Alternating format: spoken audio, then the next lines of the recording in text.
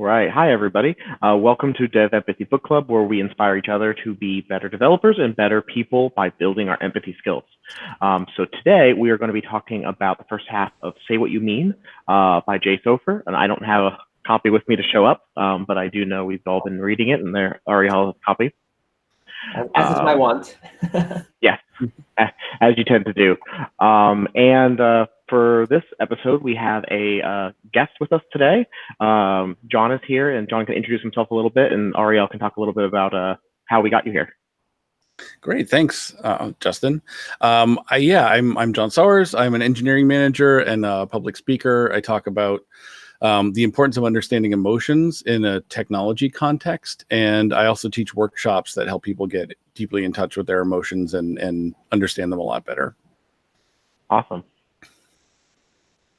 So, John, I know from some time ago, we met at a conference, and then I heard his Emotional API first lightning talk and then full talk, which I very highly recommend. It's sort of an interesting way of taking a very technical mindset to a very human problem. So I recommend checking that out. If you just Google your Emotional API, it's probably the first thing that comes up. And at some point, I forget who approached each other first, but we thought, hey, it would be awesome to have John come onto the panel and discuss a book. And it was his suggestion to do this book, Say What You Mean, and I'm personally very happy that we ended up doing this book. It's been actually for me a very nice follow-up to our the first book that we did, which was Nonviolent Communication. But this is a book I think that John has a very personal connection with at this point, and I think we're going to have a lot of interesting stuff to talk about. Definitely. Well, awesome. With that, that's a great pitch for John. Tell us a little bit about your initial thoughts on this book, like going into it, kind of reading the first half. Like, how has it sat with you so far? So I first discovered the book by Daniel Goleman, the guy who wrote the first emotional intelligence book. He tweeted back in December that this was a book that he had really enjoyed, and his description of it, that it was a combination of mindfulness with nonviolent communication and somatic experiencing therapy, sounded like just completely like it was written for me. So I like within about 10 minutes, it was already on its way from Amazon. And so I was very excited to get started onto it. And it's been a really, really interesting exploration for me. I think particularly like mindfulness is something I've been interested in, but not something I've actively practiced.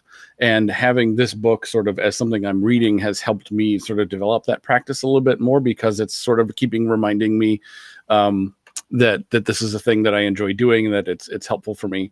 And I think bringing mindfulness into the realm of conversation was a like almost next level type of way of thinking about it, because for me, that's the point of my life where I'm least present, is when I'm talking with someone else. I sort of zoom entirely into this other person and stop thinking about myself. But I think that means that I think initially I thought that meant that I was listening really well, but it also meant, I think, that I was actually not paying attention to myself and working on the things that I would need to be doing to actually be a good conversation partner, and to be reflecting mindfully back what the other person is saying and acknowledging what I understand and making sure we both understand each other. And so this has definitely been a very educational bit of reading. I was also lucky enough to do a day-long retreat with the author in Brattleboro, Vermont, about 3 or 4 weeks ago. He's been on a book tour doing like lectures and retreats with people. And so I had some really interesting experiences during that as well. That's awesome. That really is. And I can't agree more with some of those points, especially with listening and kind of zooming out a little bit too far when you're listening, and you're kind of just not, you're not as present as you should be, even though you're absorbing information. So I definitely felt that. Ariel, before we move on, what are some of your thoughts initially on diving into the book? So it's funny because I sort of come at this from the opposite place, I guess. I think most people probably have the opposite struggle, I would say, or maybe that's just me protecting everyone else. But the struggle to really be thinking about the other side in the conversation, fully, to not just think about, okay, what do I want to say and what do I want to get out and what do I want to express, in this conversation. And you can sort of start to see a little bit of it. I mean, you can never really put yourself in someone else's head, but you can sort of see it by the way the conversation goes. Are people sort of like like very, very tense, like people even sometimes really tense up, just like waiting for the opportunity to like blurt out the thing that they're trying to say. So I would say that's I don't want to talk about natural state of being, because that's something that I know in the NVC world there's a lot of discussion of what exactly is our natural state of being, but more about kind of the way that the thing that I fall back to if I'm not thinking about it enough, I guess.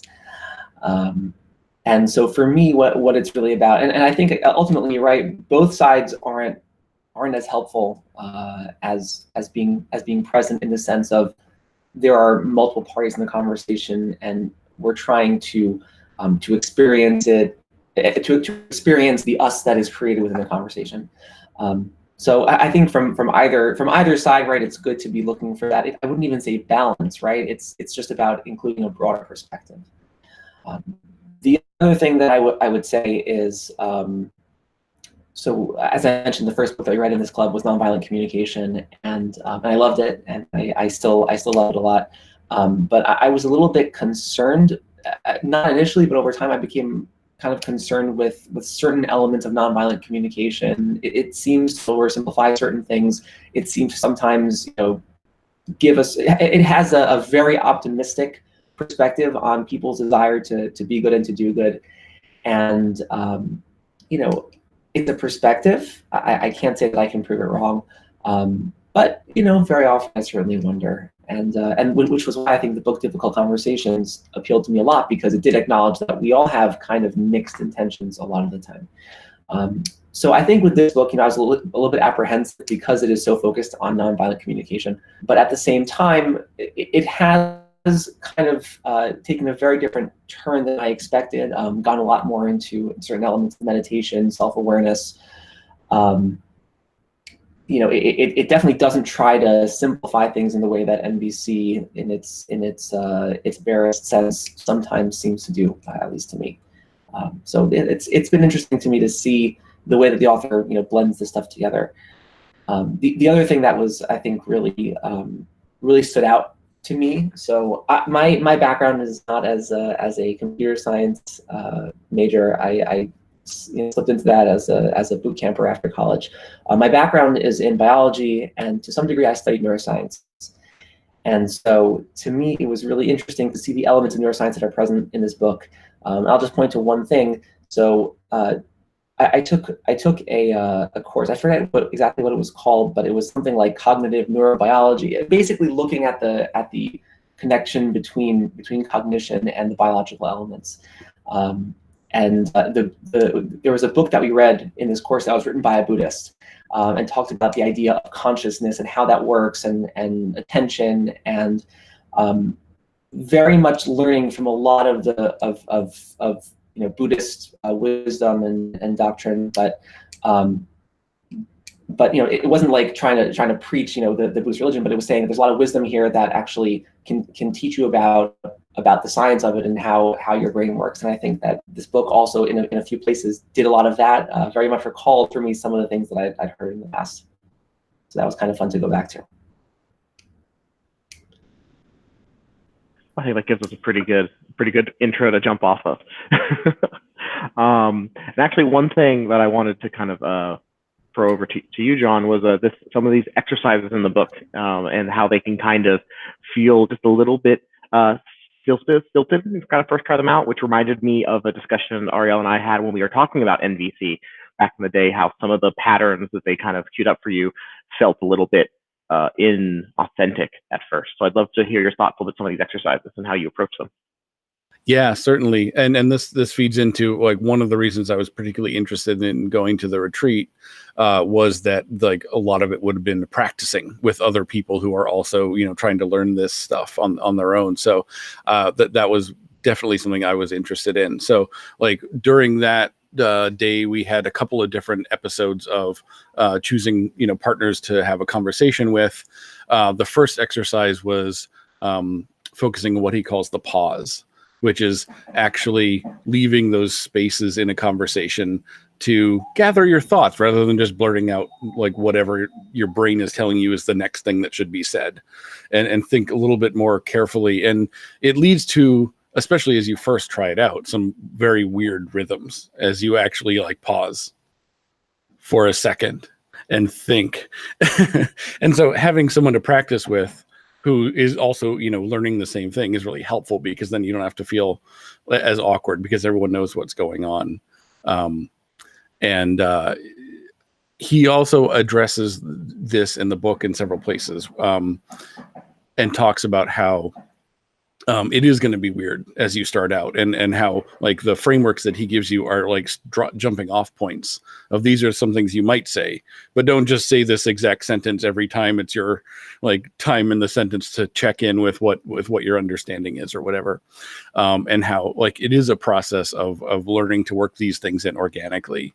And he actually suggests, like, when you start practicing this with other people, especially if those people haven't read the book, just set the stage with them and say something like, hey, I'm practicing a new communication style, and it's going to be a little bit weird as I try and get my head around it, but just bear with me, it's going to feel a little bit weird. And if you can set the stage like that with people, they'll probably get on your side and be like, okay, let's see how this goes. I'm sort of curious to experience this with you. I think I on top of that, there's a little bit of a leap of faith here, right? Mm-hmm. The author talks a lot about habits, and the habits that we form. They might be habits in terms of certain things that we say. They might be habits in terms of the way that we react to conflict. He describes, right, the 4 ways that we avoid or that we react to conflict, right? Whether it's aggression, passive aggression, etc. Conflict avoidance. I forget what the other one was. I have a list somewhere. It's also in the book, but. We have all these habits that we develop, and the author basically, I think, makes the point. I think a very accurate point that it requires a lot of practice to break a bad habit, and that's actually to be expected, because we've spent a lot of time developing these habits, and these habits are there for a reason. We found these habits in some way work for us. They enable us to make it through situations where if we didn't have these habits, we just wouldn't know what to do. And so we kind of have done some experiments in our younger years and figured out what more or less works for us. But just because we've settled on a local minimum doesn't mean that there isn't a better place to be, right? So basically the idea, I think, is you take a big step, you make a big change, and you try to settle into a new habit and see how that works for you. So it's a little bit different than the standard kind of learning, and I think again it has to be, right, the standard learning of here's a thing, now you know how to do it and you're done, right, and you just work with it, right. It's trying to shift your mindset, and so you don't just suddenly become a new person because you've decided to do that, right. And so these things do feel awkward because, well, I'm still the same person I was 5 minutes ago. I've just decided to try this practice. And it's the application of practices over time that change who you are, that change how you want to respond to different things, change your habits. And I think that's something that is involved in certainly many religious systems, many systems of morality. There's an element of practice that's involved, right? It's not just about knowing what's right and wrong, or knowing how to react in a certain situation, right? But it's also about preparing and almost training your reflexes, because those take a lot longer and a lot more effort in order to make them work the way that you'd like it to. Yeah, I can't find anything to disagree with there. Excuse me. So a little bit further on in the book, the author talks about Marshall Rosenberg and encouraging us to ask these questions about what we want when we want from someone else, right? We can ask, what do I want the other person to do? And also, what do I want the reasoning to be for it? And Ariel, you had posed this one of our discussion questions and topics, and I'd love to get some of your thoughts on how asking these questions actually can improve our relationships. Yeah, so I think that this starts with a lot of the resources out there about how to communicate effectively with other people, right? It's very often focused on, you want something, how do you get it, and maybe they'll encourage you to see the other, like even to do very on the surface empathetic things, to put yourself in the other person's shoes, try to understand their feelings and their perspectives. But it's really coming from a place of like, ultimately, I want them to do the thing, and so this is the thing that's going to help me get them to do things the way that I want them to. The second element that Marshall Rosenberg put in there, and by the way, just for context, because I realize not everyone who's listening to this is going to have the context of nonviolent communication. So Marshall Rosenberg is the individual who wrote the book Nonviolent Communication, who taught nonviolent communication for many years, and kind of started that whole movement. So this author, of course, quotes very extensively. But again, the second dimension that Rosenberg introduces of what I want their reason to be for doing it, right? That basically is about taking a step back and saying, well, there's a difference probably between a person who we meet one time and we want them to do one thing and whatever, versus someone who we're gonna have a long-term relationship with. But in general, probably it would be nice if we left a trail of happiness wherever we go, or at least a trail of not awful feelings. So everyone can make their own calculation, but certainly when it comes to long-term relationships, with members of our family, a partner or a spouse, a coworker, children, whatever it is, right? We want them to have the right reason for doing it.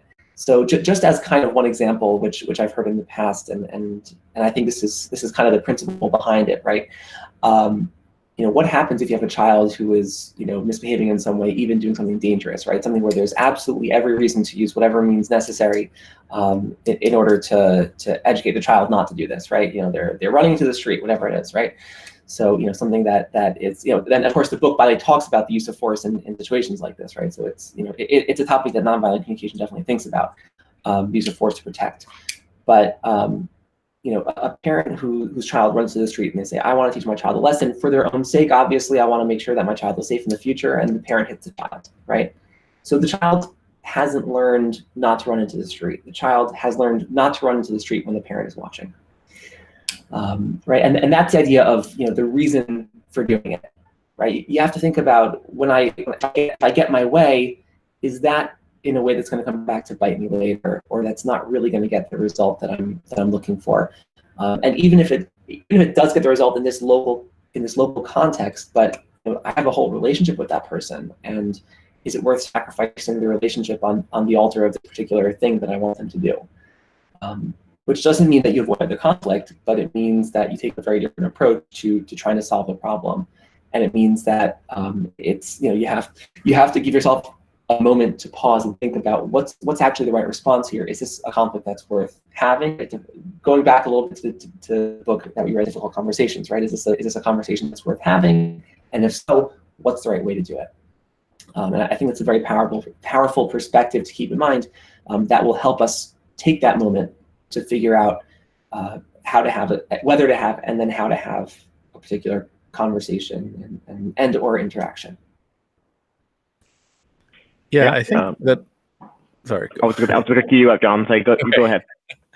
Yeah, I think that's particularly interesting in situations where there are power imbalances, like say a manager and their report, where you can just tell them to do something and don't question me. I'm telling you to do the thing.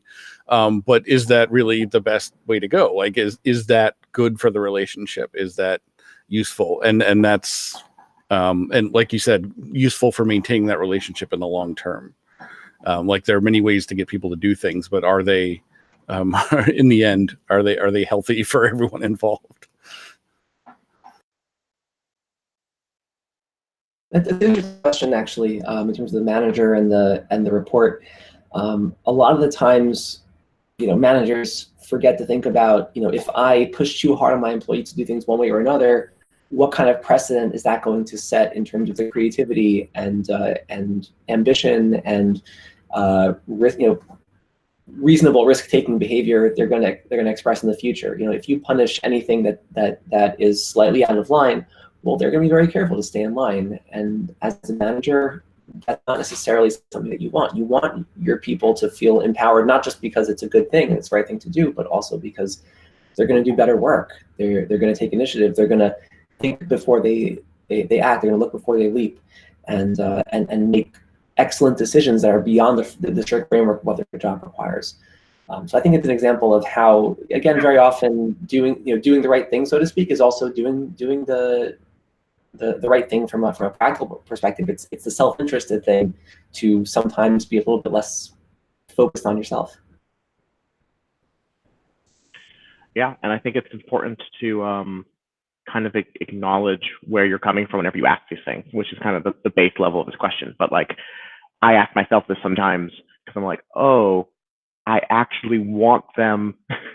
I want them to stop doing this in their code because I want them to understand the potential ramifications of this type of, bad practice. I don't want them to do it because it's going to make the code review take longer, and that goes kind of into incentive structures and then understanding that relationship, right? Like, and that's helped me reveal things that I thought were going to be an ask might be, let's have a conversation, right? As in my position as a boss, it's very easy for me to be like, I'm busy, you do this, and we'll check in on how it is later. But actually, in some of those situations, when I think of the second question about what am I actually wanting their reason to be, and I'm like, wait, this actually isn't an ask. This is a longer conversation. This is a sit down when I can explain my reasoning, my point of view, and then they can say, oh, okay, I understand because of this and that. And then we at least are a little bit more aligned with that going forward.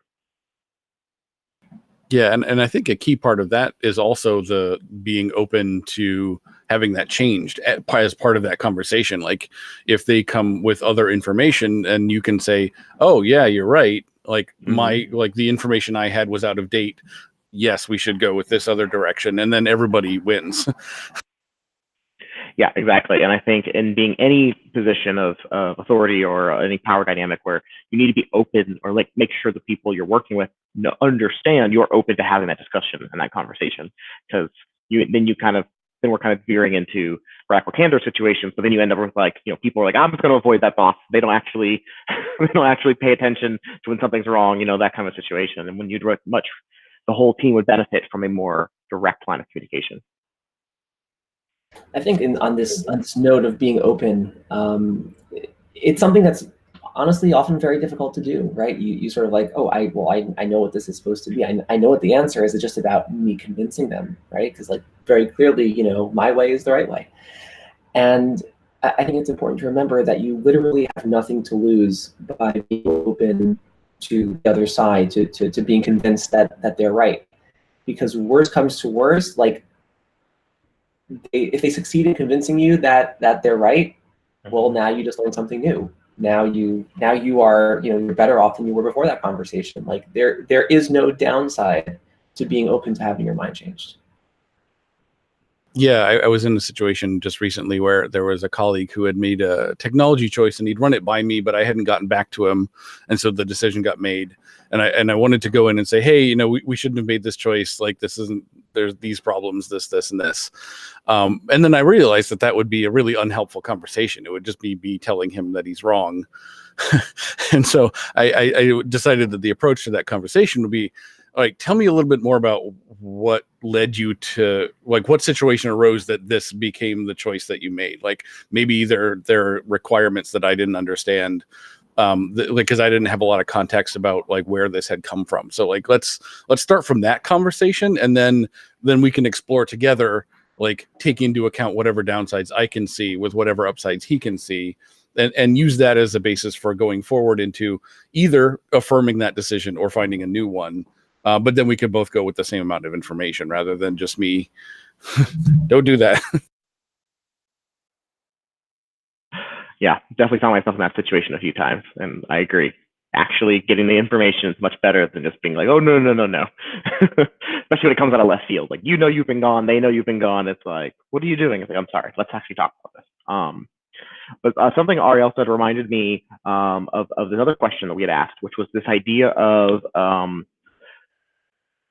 approaching conversations with curiosity and care when we are already aware, or at least we assume, that the person on the other side of this is coming from a malicious place.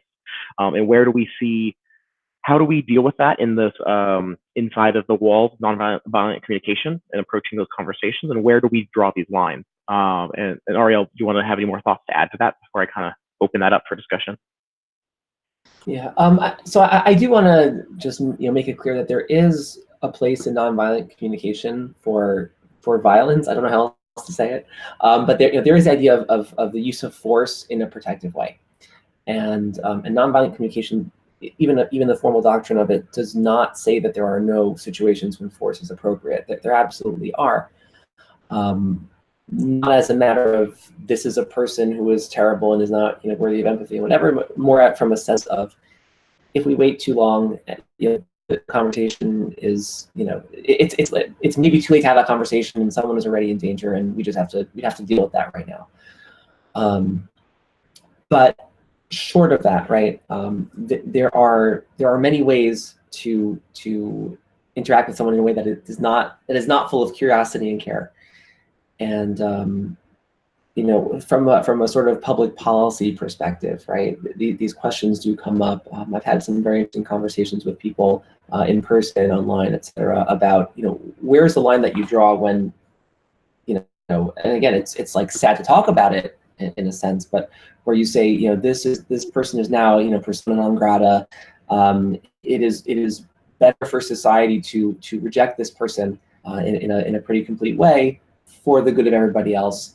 And again, even in a smaller sense, right? That in conversations where it's not about someone's reputation necessarily, it's just about this person is coming from a malicious place, and there's someone that I'm interacting with, and whatever. Like my boss is consistently mean to me in this way or that way. Whatever the situation is, where like you've tried everything and you just can't figure it out. When is the point when you say, fine, I'm just going to be self-interested now, and I'm not going to try to apply all these ideas? Is there a place? Is there a place where it's no longer worth it?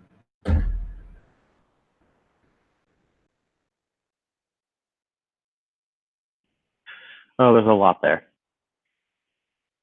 I think what we're doing now is called taking a pause. Yeah. Yes. I mean, I think one of the approaches that he talked about, I think this question came up at the end of one of the chapters, and his response was like, obviously there are some limits to what you can do. But I think there are also different levels of maliciousness, right? There's like maliciousness because they don't care, maliciousness because they actively want to hurt you, or just malicious because that's the only thing they know how to do to get what they want. And I think that curiosity and care can actually take you up to the point of finding out which one of those things it is. And if it's one of those, like, this is the only way I know how to communicate, like you can maybe start using your own skills in conversation to make them feel heard and to try and get at what needs they're trying to meet by doing what they're doing. And if you can understand that, it's sort of that old negotiation like technique of like, if you know what everyone is actually after in the negotiation, you can probably find a win-win. And if that's the case with this other person and what they need and how they're behaving, if you can find a solution that actually meets the need that they're trying to meet, regardless of how they're trying to achieve it, like there is a path through into some sort of harmony. That's of course not always the case, but I think it broadens the field for the types of conversations you could have that may end successfully, even if they start out problematic.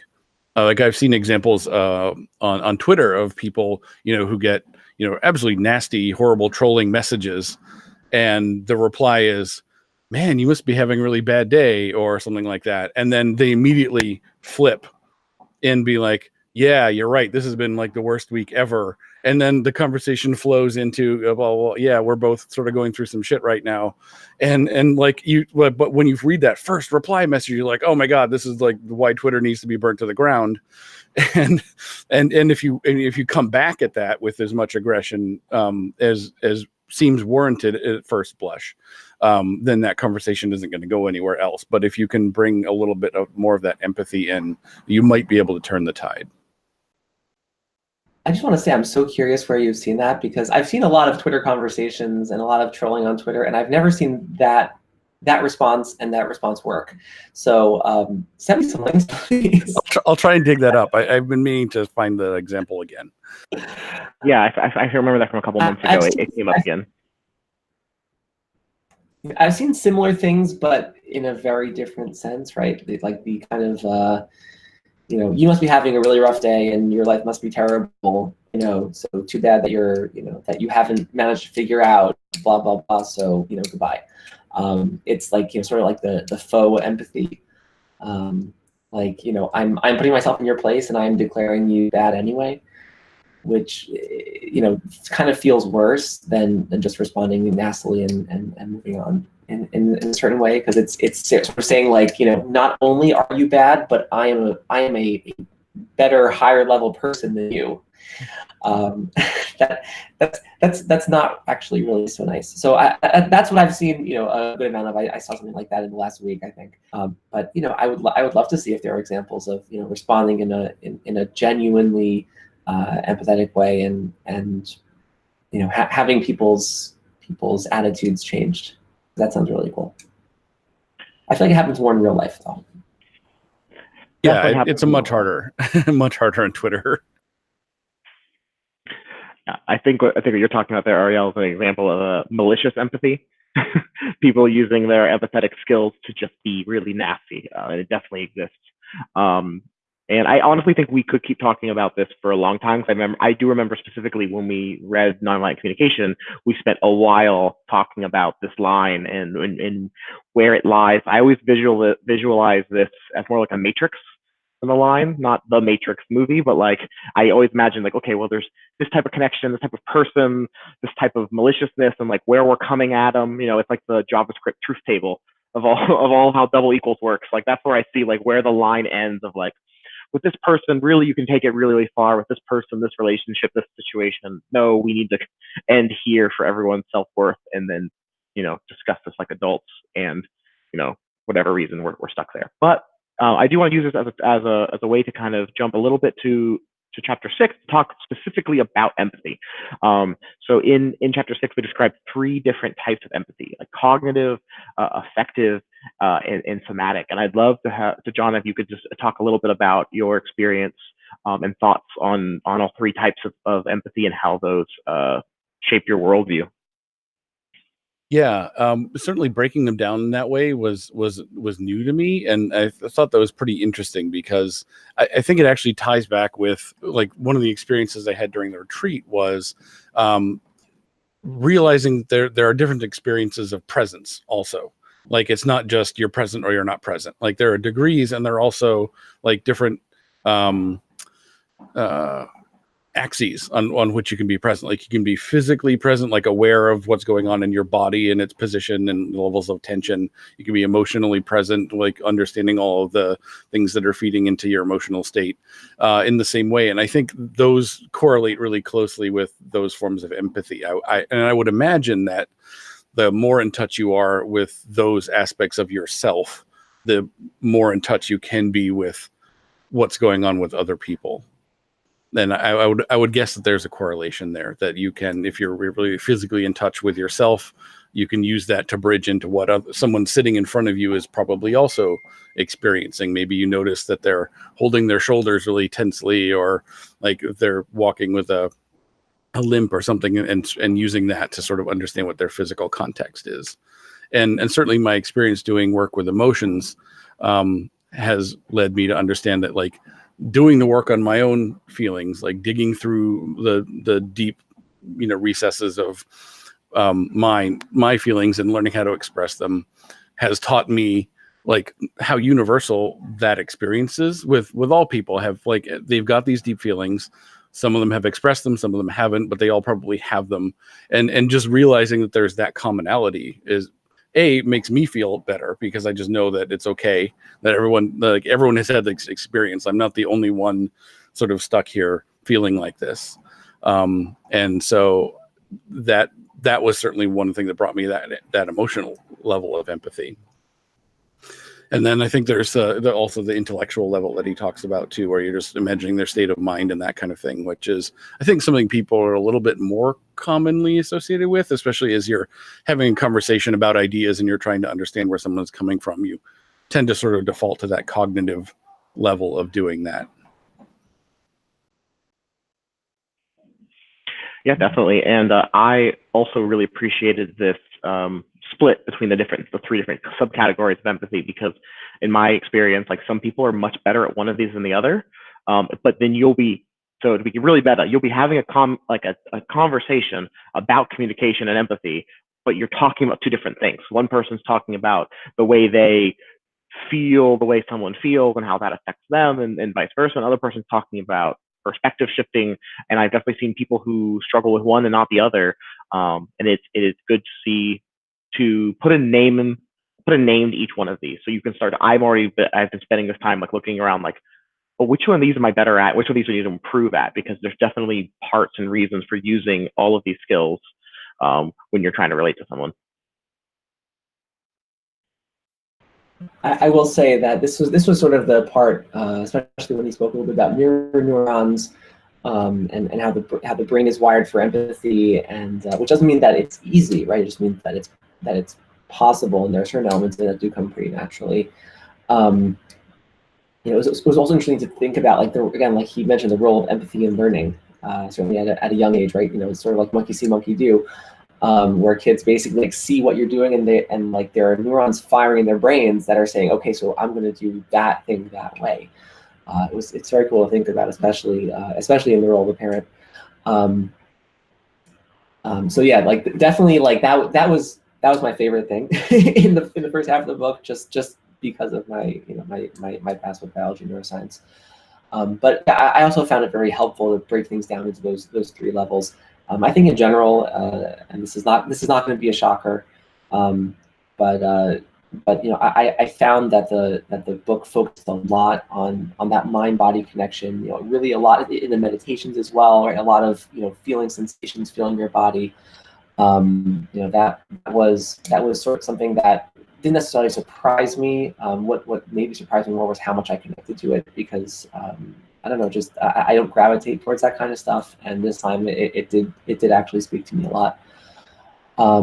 So with that, the idea of somatic empathy, right, sort of feeling someone else's physical experience, was a new concept to me. Not new in the sense of I can't imagine doing that. New in the sense of I'd never heard a term for it. So it was interesting to hear things that way. But yeah, really breaking it down to cognitive, affective, and somatic, it sort of made me think, like, okay, so we're the Dev Empathy Book Club. Like, what kind of empathy, or kinds, or all of them, right? What are we building here, and how do we really build all of these at the same time? And I don't have, like, again, a clear answer, more than we keep reading the books, we keep doing the exercises, we keep practicing, we keep learning from each other. But it definitely gave me personally just a broader perspective on, okay, so what is this empathy thing that we're talking about? Like, what does it mean, and what are the levels? And once you define the problem more, it's easier to figure out solutions.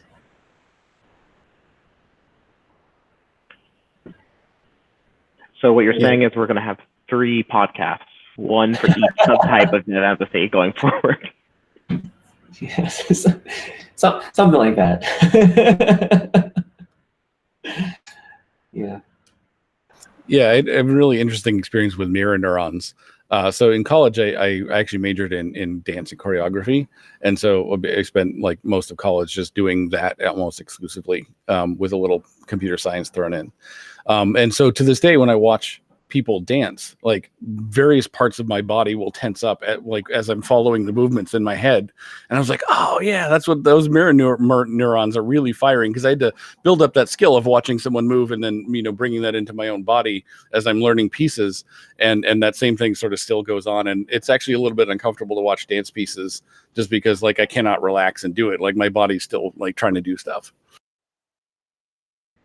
So I have to say, like, I feel like your perspective, now that I know that about you, your perspective might be a little bit different than mine. But when I think about dance, right, I basically think about, well, dance is the interpretation of a cognitive and an affective experience into the body, right, into that somatic connection. So it's really uniting all those levels and sort of it's sort of this interesting external experience, and really any kind of art is probably going to be that, right? Any kind of creative expression, which is in a sense why it can be a very, almost harrowing and a very emotionally naked experience to display your creativity to someone else in some way. What it could be your writing, poetry, art, or dance, right? It can be something that's difficult to do. It can make you feel exposed or vulnerable in a certain way. But maybe that's why, because it's maybe creating a space for multiple levels of empathy kind of all at once. Yeah, I mean, if you can express something to the point that you can cause that empathic reaction in the viewer. I mean, I think often that's the goal. But I think to be able to do that, you have to acknowledge that you're putting something forth that's very, true about yourself, in the hope that it will connect with something that's true about someone else. And that hope, I think, is the really scary part. Yeah, it's really what we do all day, right? And this kind of circles back to having empathy in our conversations, right? That's really what we're trying to do. Is we're looking for when someone else is throwing out that or throwing up a flare of like, hey, here's a point where I'd like you to have empathy with me, and also being aware of where you're sending up those flares to the other person as well. Just looking for those moments and using those moments and those signals to each other to create a sense of the us that's beyond the me and the you. Yeah, I think it's also good to think about this in like, I think the default thinking about a conversation is like you yourself are in a conversation and you're conversing with someone else, and you want to make yourself open to what they're communicating and reflect back that you're understanding them and make them feel heard.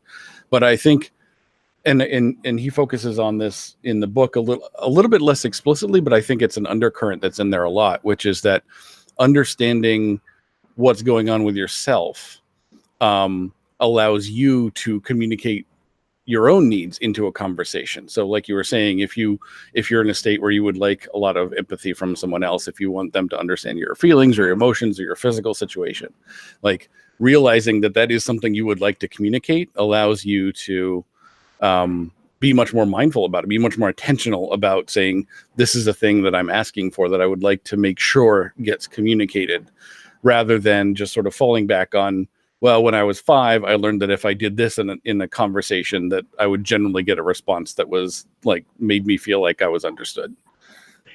And so I think reflecting that back on the self is important. Yeah, I think a lot of the book was kind of self-directed, for lack of a better term, and I think that is appropriate for what this book's trying to do. This book isn't trying to, address the informal all of us at once. It's trying to say like, okay, well, this is how you improve yourself and you improve the way you communicate. And, hopefully this is more of an infectious way of improving communication. I've definitely seen benefits in my own life from the books we've read in this cast, and then like having like, cool, I know I've read all these things. I know different ways of approaching conversations. And one thing that you've already touched on a little bit, John, is this idea of mindfulness and the levels of different mindfulness. I'd love if you would give me a few thoughts on if you could elaborate a little bit more on that. I know we touched on it a little bit, but yeah, and this is something I'm only just starting to get a handle on. Like like I think my initial practices with mindfulness, I felt like it was very a singular thing. Like either I'm mindful or I'm not. As I learned, there's a gradient of I can be more or less mindful in any given situation. But then I think as I was doing some of the exercises with these other people, I started realizing that there were also other axes on which I could be mindful. Like you were saying, I could be physically mindful. I could be very aware of what my body is doing. I could be listening to those sensations, but I could be emotionally checked out. Like that could be the last thing I'm thinking about, and even mentally also, like I could just be completely distracted by something that I'm not present for, but still be super aware of my body. I think he recommends body awareness as a very easy way of starting that process of becoming more present, because it's, our sensory input is something that's always available to us. So it's very easy to use that as sort of an anchor to bring you back, and to sort of start there and then use that to build up like more emotional presence and then more intellectual presence, and bringing your whole sort of integrated self then into the conversation. But yeah, for me, I'm feeling like there are definitely different levels of it. And, in different situations, I can do more of one versus more of the other. And so then again, it's a practice of learning the ways that will help me learn to become more and more present on those different levels so that I can keep building up each of those muscles rather than just thinking that there's one muscle. Yeah. Ariel, you have any thoughts on mindfulness and what I was kind of hoping for is to cue you up to ask you, have you been doing any of the meditation at all? So in the past, I have done a course of DBT, dialectic behavioral therapy, which is it's kind of very, very different than traditional therapies in certain ways, but it always, I think, always done as a group. There's a lot of mindfulness meditation, non-meditative, but different kind of mindfulness exercises. So like, you take a raisin and you eat it and you describe the texture. For a week, at every lunch, let's say one meal a day, you describe the taste and the texture of all the foods that you're eating and the smells. A lot of these different kind of mindfulness elements are built into the practice. And so I have some familiarity with mindfulness, what it means, how it works, and what it's good for, the way that it can help you to be more aware. Again, like you said, right? First of the the bodily elements, which are probably most visceral, most available, and then moving on to the deeper things, the emotions. Oh, so when I'm having this conversation, I'm saying this thing, or they're saying this thing. Like, what am I actually feeling? Putting words to it, describing it. I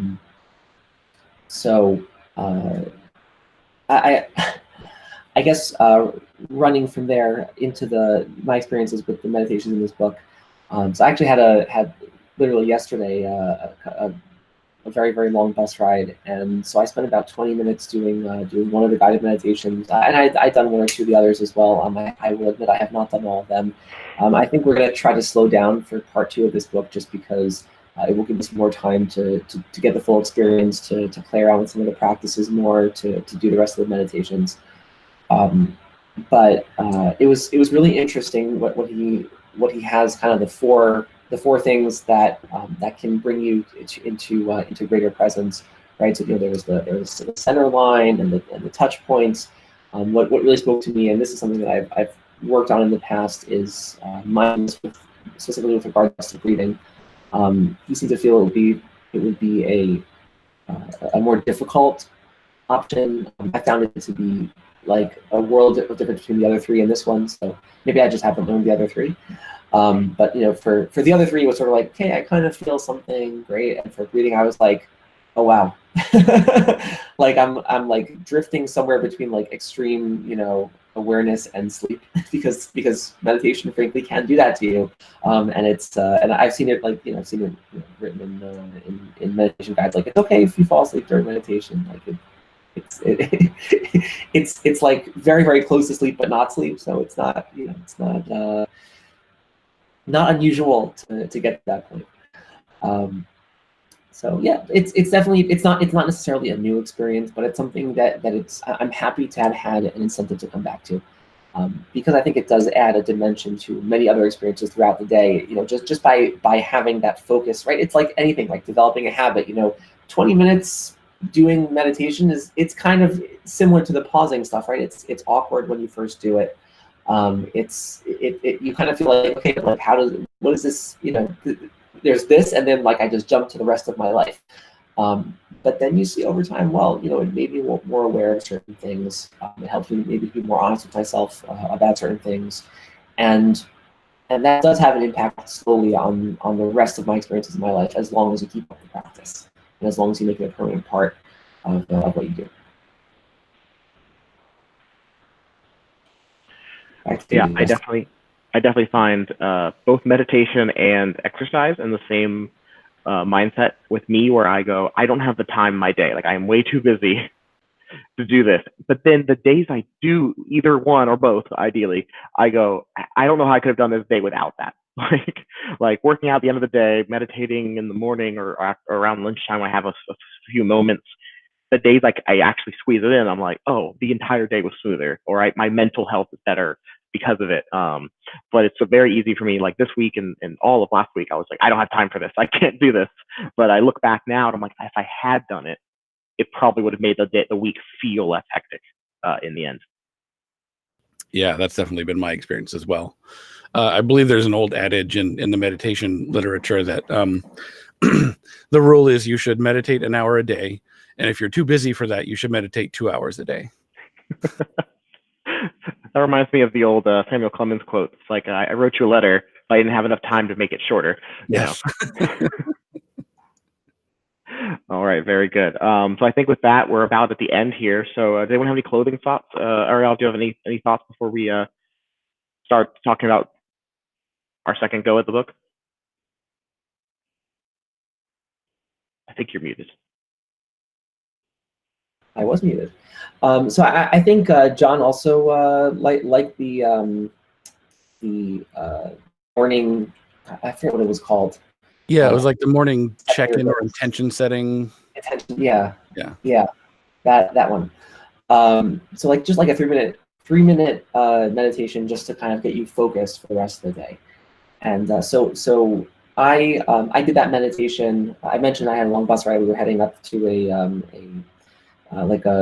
day-long retreat thing with my company, and I don't usually enjoy these events. I don't find that like loud music and lots of people and whatever to be a good setting to get to know people better. I just find it pretty stressful myself. But I said, you know what, I'm doing this meditation. Let me think about like what's going to be my goal for the day, right? And all I need to do is set one goal and then try to follow through on it.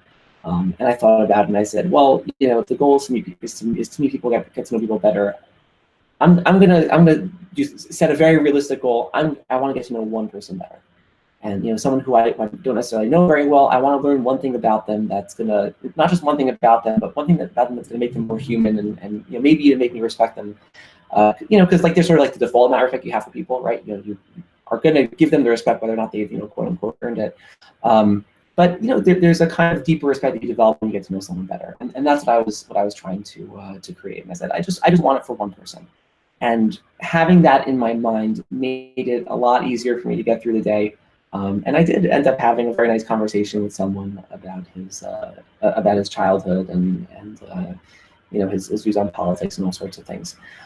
So I found that to be really useful, and I hope to find a lot more interesting and valuable stuff in part 2. Yeah, I believe it was on the Plane to RailsConf where I read the chapter where he was talking about curiosity and care. And I used that as sort of a mantra in my head when I went into conversations during the whole conference as a way of just reminding me to personalize the other people a little bit more rather than just having the quick, conference conversations that you tend to have with people. And just, it worked out almost like a mantra to me. I would just sort of think that in my head. Oh, that's right. That's what I'm doing here. I care about these people. And I found that really helpful. I definitely appreciate that. I because of the last conference I went to, I was a keynote speaker. So like you're just like handling the crowds, one person coming at you after another, and you try to have real conversations, and sometimes it works, sometimes it doesn't. But from my past conference experience, like definitely it's those like longer conversations where yes, you invest more time, you invest more of your emotional resources, but you get so much more out of it, and you walk away with people that you're excited to see it. Next time you're whether online or next time in the real world at a conference or some event. Yeah, couldn't agree more.